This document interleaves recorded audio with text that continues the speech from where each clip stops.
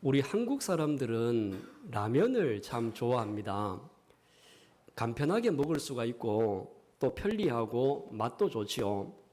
그래서 많은 사람들이 라면을 즐겨 먹기도 하고 라면의 종류도 굉장히 많습니다. 아마 여러분들도 라면을 가끔씩 드실 텐데요. 여러분들은 어떤 라면을 가장 좋아하십니까? 사람들이 그런 이야기를 합니다. 어떤 라면이 가장 맛있고 좋은 라면이냐? 그렇게 대답을 해요. 함께라면. 들어보셨습니까? 함께라면이라고? 물론 이 함께라면이라고 하는 라면은 실제로 존재하지 않는 라면입니다. 근데 이 말이 무슨 말인지는 우리가 다 알고 있죠. 혼자서 먹는 것보다 사랑하는 사람들과 가족과 우리 주위 사람들이 함께 먹으면 그 맛이 훨씬 더 맛있다는 거죠. 그리고 또 이런 이야기도 있어요. 여러분, 서울에서 부산까지 갈 때 가장 빠르게 갈 수 있는 방법이 무엇입니까? 비행기를 타고 가면 빨라요. 아니면 서울역에 가서 KTX를 타고 가면 빨리 부산까지 도착할 수가 있습니다. 그런데 이것보다 더 빨리 갈 수 있는 방법이 있다고 그래요. 그 방법이 뭐냐 하면 정말 사랑하는 사람과 함께 가는 것. 내가 정말 사랑하고 좋아하는 사람과 함께 가게 되어지면 그 길이 아무리 멀고 험한 길이라 할지라도 지겹지 않고 금방 갈 수 있다는 겁니다. 제가 총각 때 제가 굉장히 좋아하던 사람이 있었어요. 남자가 아니고 여성분이었어요. 굉장히 좋아하던 분이 계셨는데 이분하고 제가 대구에서 부산에 기차를 타고 한번 간 적이 있었습니다. 그때 이제 부산에 같이 기차를 타고 가는데 대구에서 얼마나 좋고 마음이 설렜는지 지금도 기억이 나거든요. 그때는 지금처럼 빠른 기차가 아니었고 무궁화라고 하는 천천히 가는 기차였지만 지금보다 느리기는 했지만 하나도 지겹지도 않고 금방 갔어요. 왜 그렇습니까? 자기가 사랑하는 사람과 좋아하는 사람과 함께 가기 때문에 지겹지 않고 힘들지 않고 쉽게 가는 겁니다. 여러분, 나 혼자면 아무리 맛있는 음식이라 할지라도 그 맛을 느끼지 못할 때가 있어요. 그리고 아무리 재미있는 놀이라 할지라도 혼자 하면 그 재미가 절반으로 줄어듭니다. 그래서 우리 대한민국 사람들과 세계 모든 사람들이 좋아하는 말 중에 하나가 우리라고 하는 말을 굉장히 좋아합니다. 혼자보다는 우리라고 하는 공동체를 만들기 위해서 애를 쓰죠. 아마 여러분들도 가정이라고 하는 공동체를 만들었을 겁니다. 왜냐하면 혼자보다는 배우자나 자녀가 함께 공동체를 만들게 되어지면 행복이 몇 배로 증가하기 때문이죠. 그리고 내 옆에 누군가가 있을 때 마음도 든든하고 좋다는 겁니다. 혼자가 아니라 내 옆에 누군가가 있으면 삶의 질이 달라져요. 그런데 우리가 내 옆에 누군가가 있는 것이 중요하기는 하지만요, 더 중요한 것은 뭐냐 하면 누가 있느냐는 겁니다. 나 혼자가 아닌 것은 중요한데 근데 나 혼자가 아니라 내 옆에 누가 있느냐.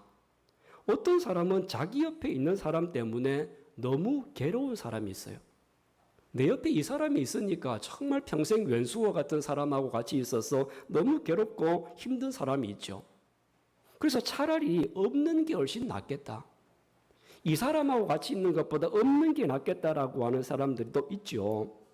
이렇게 내 옆에 누가 있느냐에 따라서 행복과 불행이 결정이 되어지기도 합니다. 여러분, 지금 여러분 곁에는 누가 있습니까? 지금 여러분 곁에는 어떤 사람이 있느냐라는 질문이죠. 그 옆에 있는 사람 때문에 여러분은 행복합니까? 아니면 불행합니까? 나와 함께 있는 사람 때문에 행복하기도 하고 때로는 괴로울 때도 있어요. 그리고 아무리 좋은 사람이라 할지라도 좋은 사람이 내 옆에 있다 하더라도 그 사람이 나의 모든 것을 다 채워줄 수는 없습니다. 왜냐하면 사람이라고 하는 존재는 육신만으로 존재하는 존재가 아니기 때문에 그렇습니다. 우리는 육신과 함께 영혼이라고 하는 것이 함께 존재를 하지 않습니까? 사람이 사람으로 채울 수 있는 영역이 있고 사람으로 채워질 수 없는 또 다른 초월적인 존재로만 채울 수 있는 영혼이 있다고 하는 것을 저와 여러분들은 깨달아야 될 줄로 믿습니다. 아마 여러분 중에도 이것을 부정하는 분이 있을지는 몰라도 근데 거의 모든 사람들이 이 사실을 인정을 해요. 유교에서는 어떻게 생각을 합니까? 유교에서는 사람이 죽으면 그 영혼이 육신에서 빠져나가서 구천을 떠돈다라고 이야기를 해요. 구천 9개의 하늘이 있다라고. 또 어떤 사람은 33개의 천국이 하늘이 있다고 해서 9천을 떠돌든지 33천을 떠돈다는 거죠. 귀신이 되어져서. 근데 그 귀신이 되어져 가지고 떠돌다가 제삿날이 되어지면 후손들이 차려놓은 제사밥을 먹으러 내려온다는 겁니다. 그래서 귀신이 제사밥을 먹으러 내려올 때 혹시라도 집에 오다가 빨랫줄에 걸려 넘어지지 않을까 해서 제삿날, 요즘은 빨랫줄 없어서 그런데 시골에는 빨랫줄 다 걷었습니다. 문도 활짝 열어놨습니다. 혹시 귀신이 왔는데 문 열고 못 들어올까 싶어서 문도 활짝 열어놓고 제사를 드려요. 왜 그렇게 합니까? 구천을 떠돌고 있는 영혼이 오늘 제사밥 못 먹으면 굶주린다는 거죠. 불교에서도 영혼의 존재를 인정을 합니다. 불교에서는 어떻게 인정을 하느냐 하면 사람이 죽으면 끝이 아니라 다음 세상에서 다시 태어난다는 거죠. 그래서 불교에서는 이것을 보고 육도윤회라고 합니다. 6개의 세상이 존재한다는 거죠. 6개의 세상의 존재를 위해서 그 6개의 세상을 계속 윤회하면서 돌아가면서 태어난다. 이렇게 믿어요. 다음 세상에서 더 좋은 존재로 태어나기 위해서 지금 살아가면서 좋은 업, 불교에서는 카르마라고 얘기하죠. 그 좋은 업을 쌓아야만이 다음 세상에서 더 좋은 곳에 태어난다. 이렇게 이야기를 합니다. 이렇게 불교나 유교나 모두가 영혼의 존재를 부정하지 않아요. 그리고 우리 기독교에서도 마찬가지로 사람이 죽게 되어지면 끝이 아니라 천국으로 가든지 지옥으로 가든지 결정이 되어진다는 거죠. 예수를 믿고 하나님을 믿고 살아왔던 사람들은 죽고 나면 지옥에 가는 것이 아니라 천국으로 간다. 이렇게 우리는 믿고 살아가는 것이 기독교이고 성도들입니다. 근데 우리가 여기에서 더 중요하게 여기는 것 중에 하나가 뭐냐면 천국을 가기 전 이 세상에서도 우리는 천국을 누리며 산다는 겁니다. 예수님을 믿고 하나님을 믿고 믿음으로 살아가는 성도들은 천국만 보장된 것이 아니라 이 세상에서도 천국을 누리며 산다라고 하는 것이 기독교의 진리이고 기독교의 가르침입니다. 죽어서만 가는 것이 아니라는 거죠. 예수를 믿고 이 세상에서 천국의 삶을 살다가 죽은 이후에 하나님이 예비하신 천국을 간다라고 하는 것을 믿고 살아가는 것이 저희고 여기에서 예배를 드리고 있는 성도들입니다. 근데 우리가 중요하게 생각하는 것 중에 하나가 뭐냐면요. 죽은 이후에 천국을 가는 것도 아주 중요합니다. 그러나 더 중요한 것 중에 하나가 뭐냐? 지금 우리 문제죠. 지금 내가 어떻게 살아갈 수 있느냐? 지금 내가 지옥과 같은 삶을 살아가고 있는데 나중에 천국 가면 뭐 하겠냐? 이런 이야기를 합니다.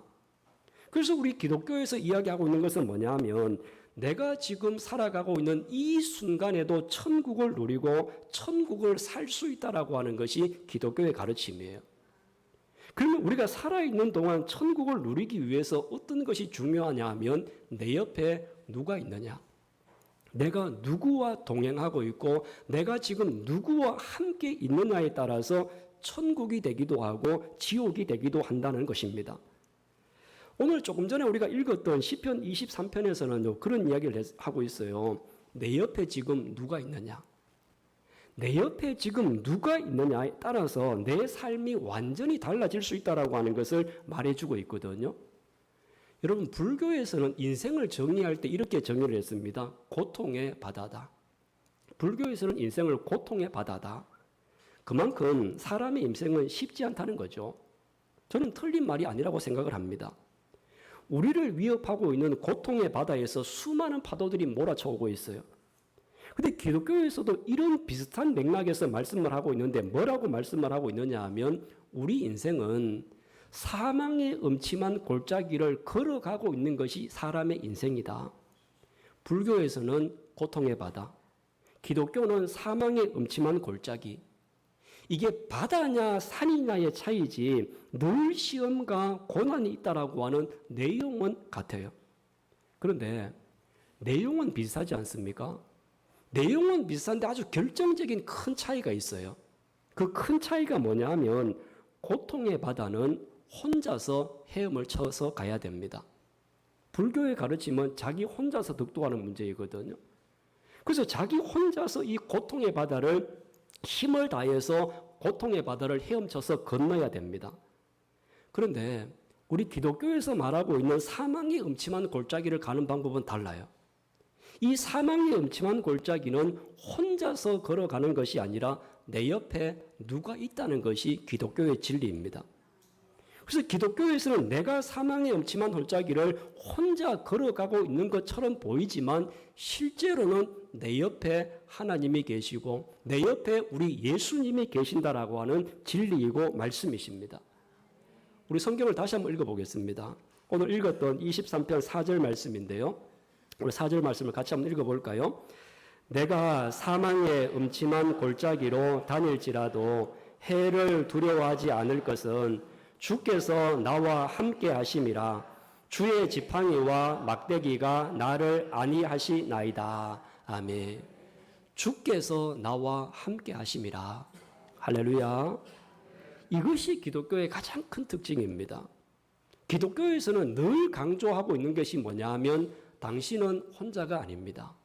당신 곁에 함께하고 계시는 주님이 계시고 하나님이 계십니다라고 하는 것이 기독교의 진리입니다. 우리는 하나님을 믿고 예수님을 믿는 그 순간부터 변화되는 게 있어요. 변화되는 게 뭐냐 하면 이전까지는 나 혼자였어요. 이전까지는 나 혼자였지만 예수님을 믿는 그 순간부터 내 옆에는 하나님이 계시고 예수님이 계신다.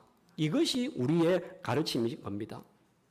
혼자가 아니라 세상 어떤 것보다도 든든한 하나님이 나와 함께 하시기 때문에 아무리 사망의 음침한 골짜기라도 두렵지 않다는 것이죠. 여러분, 우리는 지금 여러분들이 부정으로 받아들일지 긍정으로 받아들일지는 몰라도 지금 우리는 사망의 음침한 골짜기를 걸어가고 있습니다. 그것이 우리 인생입니다. 고통의 바다라고 표현을 내도 다르지 않습니다. 이렇게 고통의 바다를 헤엄쳐서 가고 사망의 음침한 골짜기를 여러분 혼자서 가야만 한다고 생각해 보십시오. 생각만 해도 외롭습니다. 생각만 해도 두려워요. 그런데 우리는 예수님을 믿는 그 순간부터 나 혼자 헤엄쳐서 가는 것이 아니라 나 혼자 사망의 음침한 골짜기를 걸어가는 것이 아니라 주님이 나와 동행해 주신다는 겁니다. 그냥 옆에서 동행만 하는 것이 아니라 나를 지켜주시는 든든한 동행자입니다. 그 동행자가 바로 예수님이시고 하나님이신 줄로 믿습니다. 그런데 성경에서는 이런 이야기를 많이 해요. 아주 많이 하고 있는데 한번 대표적으로 보면 여호수아 1장 9절의 말씀에 보면 이런 말씀이 있어요. 우리 같이 한번 읽어보도록 할 거예요. 앞에 보시면서 같이 읽어보겠습니다. 강하고 담대하라. 두려워하지 말며 놀라지 말라. 내가 어디로 가든지 내 하나님 여호와가 너와 함께 하느니라. 아멘. 자, 사망의 골짜기를 가든지 고통의 바다를 가든지 어디를 가든지 하나님이 너와 함께 하느니라. 여러분, 하나님이 여러분과 함께 하실 줄로 믿으시기를 바랍니다. 그리고 성경 한 군데만 더 보겠습니다. 이사야 43장 2절 말씀도 한번 보세요. 자, 이 말씀도 같이 한번 읽어볼까요? 앞에 보시면서 내가 물 가운데로 지날 때에 내가 너와 함께 할 것이라. 강을 건널 때에 물이 너를 침몰하지 못할 것이며 내가 불 가운데로 지날 때에 타지도 아니할 것이요 불꽃이 너를 사르지도 못하리라. 아멘. 내가 너와 함께 할 것이라. 여러분, 지금까지 우리 인생은 깊은 물을 지나고 나를 태워버릴 것만 같은 불 가운데로 지나가야 될 때가 한두 번이 아니었지 않습니까? 이때도 하나님은 나 혼자 가게 버려두지 아니하시고 함께 하실 것이다. 그래서 불이 우리를 타지 못하도록, 물이 우리를 삼키지 못하도록 지켜주신다라고 말씀하고 있습니다. 여러분, 지금까지 여러분들이 살아오시면서 깊은 물을 지나고 뜨거운 불 가운데로 지나고 사망의 음침한 골짜기를 지나고 고통의 바다를 건너갈 때 여러분 곁에 누가 있었습니까? 여러분들이 지금까지 뜨거운 불 속에서 물 가운데서 고통의 바다 사망의 음침한 골짜기 속에 있을 때 여러분 혼자가 혹시 아니었습니까? 혼자였다면 얼마나 무섭고 외로웠겠습니까? 그러나 이제 우리는 하나님을 믿고 예수 그리스도를 나의 구주로 믿는다고 하면 이 길에 동행자가 생기는 겁니다. 이제 더 이상 나 혼자 걸어가는 것이 아니라 주님이 여러분과 함께 걸어가실 겁니다. 예수님과 함께 걷고 성도들과 함께 손을 잡고 이 길을 걸어가게 되는 것이죠. 나와 함께 걷는 이분이 내가 힘이 들어서 넘어질 때 손을 잡아서 여러분을 일으켜 주실 겁니다. 힘을 내라고 등을 두드려 주실 것입니다. 너무 지쳐서 걸을 수 없는 힘조차 없을 때에는 여러분을 업으시고 사망의 음침한 골짜기를 지나가게 하실 겁니다. 여기 계신 분 중에는 이미 하나님과 함께 동행을 하며 지금까지 걸어오신 분들이 많이 있습니다. 그리고 또 어떤 분 중에는 아직까지 두렵고 무서운 골짜기를 혼자서 걸어가는 분들도 있습니다. 저는 오늘 이 시간 간절히 바라고 기도하는 것은 여기 계시는 모든 분들의 인생에 새로운 결단이 있는 시간이 되어지기를 바랍니다. 여기 계시는 모든 분들이 예수님을 믿고 구원을 받아 주님과 함께 고통의 바다를 건너고 사망의 음침한 골짜기를 지나갈 수 있기를 간절히 원합니다. 여러분, 다시 한번 묻습니다. 지금까지 여러분 곁에 누가 있었습니까? 여러분이 정말 힘들어하고 사망의 음침한 골짜기에서 불이 여러분을 태우려고 하고 물이 여러분을 덮으려고 할 때 여러분 곁에 누가 있었습니까? 내 옆에 누가 있었느냐 하면 지금까지 생각해 보면 그렇게 큰 힘이 되어주지 못하는 존재들이 있었지 않습니까?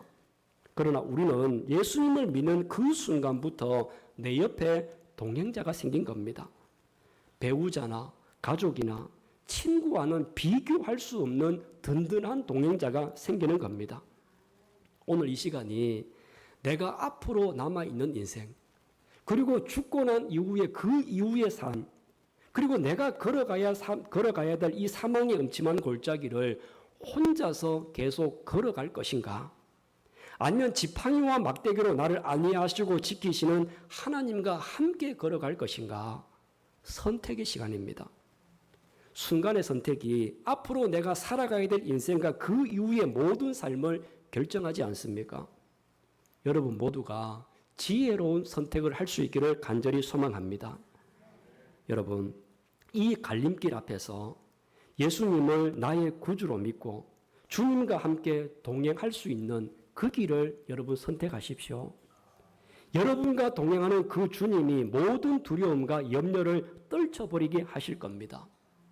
저는 여기 계시는 분 중에 한 분도 낙오자가 없이 사망의 음침한 골짜기를 무사히 지나서 푸른 초장과 쉴만한 물가에 모두가 도착할 수 있기를 간절히 바랍니다.